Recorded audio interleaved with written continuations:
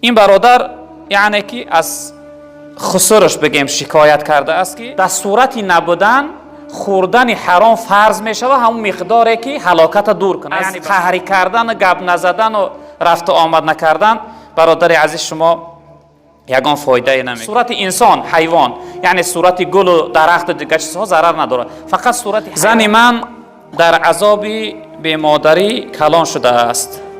حق داره که از اون چیزی حرام به مقداری که همون قدری که هلاک نشوه. یعنی صحبت ما درباره جواب اون سوال‌هایی هست که برادرها فرستاده‌اند.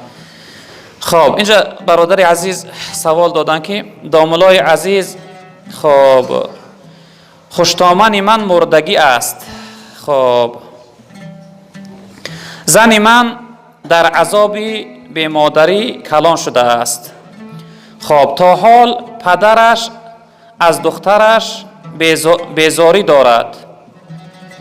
خب حرمت این خیل پدری ناشکر جایز است و من که دامادش هستم خب زنگ میزنم با زنم صحبت کنم تلفنم را خاموش میکند یا خب گپ‌های سختی قبیح میزند. من حرمتش نکنم یا همراهیش گپ نزنم گناهگار میشوم. زنم را هم خب نمانم خانه اشون رفتن. این برادر یعنی که از خسرش بگیم شکایت کرده است که پدر یعنی مادر همسرش خوشتامنش وفات کردگی بوده، خسرش یعنی زنی دویم داشته. این خسرش از روی دویم زن شده. این دخترش بگیم این زن این برادر یعنی چشم دیدن نداشته، با او خوب مناسبت نداشته. این شخصیت در روسیه بوده، زنش در تاجیکستان. وقتی میخواسته که با زنش صحبت کنه یعنی که پدر زنش نمیخواسته به این صحبت نه. وقتی صحبت میکردن گپ‌های قبیح بد میگفته. یعنی که این زن اینم از روی ماهیندر شده در آزار بوده. این شخصیت سوال داده که آیا با چنین شخصیتی که یعنی شکرانه فرزند به جا نمیاره و معامله و مناسبت بد داره، آیا با این شخصیت یعنی خیش و تواری رفت و آمد کردن صحبت کردن آیا من نکنم درست است؟ نه برادر عزیز، درست نیست. پدرم خسرم حکم پدری داره. خسر و خوشتامن برای انسان حکمی پدر و مادری دارن. وای خسر هر کاری میکنه نمیکنه وای خودش در قیامت جوابش میگه شما حقی خودتون ادا کنی. و تعبیر اون شاعر گفته که من بد کنم و تو بد مکافات دهی پس فرق میانی من و تو چیز بگو. هر کاری میکنن و یا نمیکنن شما حق نداره که یعنی همسرتون معن بسازی از نزد پدرش رفتن یا اینکه از خانهشون رفتن. حرکت کنه، یک معامله و یک مناسبت خوب کنه. هر حالتی باشن و ها پدر هستن مادر هستن.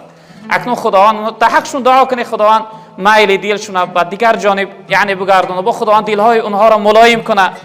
پیغمبر بزرگوار صلی الله علیه و آله میگه قلوب العباد بین اصبعین من اصابع الله یقلبها کیف شاء. میگه دلهای مردم در بین دو انگشت پروردگار هستند، کدام سونه که بخواه خداوند تا میده. دعا کنه که خداوند میل دلشون با به سوی مهربانی و محبت شفقت بگردونه. از قهر کردن، گپ نزدن و رفت و آمد نکردن برادر عزیز شما یگان فایده نمیکنه.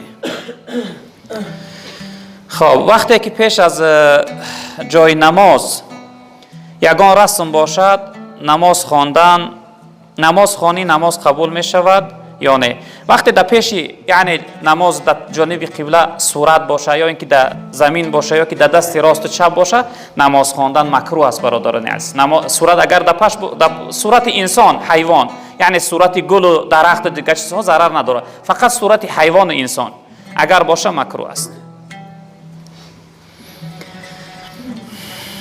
خب اینجا برادر عزیز دیگر پرسید که ما یعنی که در این ماه رمضان در خدمت هستن، برادرها خدمت میکردن، یعنی که در خدمت غیر از طعام‌های حرام دیگر چیز حلال نیست برای خوردن پرسیده است. این سوال ما روزهای گذشته هم جواب گفتیم. برادرهایی که در خدمت هستند، برادرهایی که در زندان هستند که در اونجا یعنی طعام حلال حالت میشه که نمیابن یعنی بخورن، در صورت نبودن خوردن حرام فرض میشه و همون مقداری که هلاکت دور کنه. یعنی بسیری نمیخوری همون قدری که یعنی طاقت و قوت کنی و زندگی کنی. یعنی از حد زیاد خوردنش هم معنی در خدمت هم باشه. چنینه وقتی طعام حلال نباشه برای شما، حق داره که از اون چیزی حرام به مقداری که همون قدری که هلاک نشوه. یعنی از حد زیاد به قدری یعنی کفایه خوردن شریعت برای شما اجازه میده. اگر نخوره در این صورت هم انسان هلاک شوه، یعنی که حرام میبره، در قیامت با جوابگری داره. و این خاطر به قدری قوت توانایی خوردن تو درست است.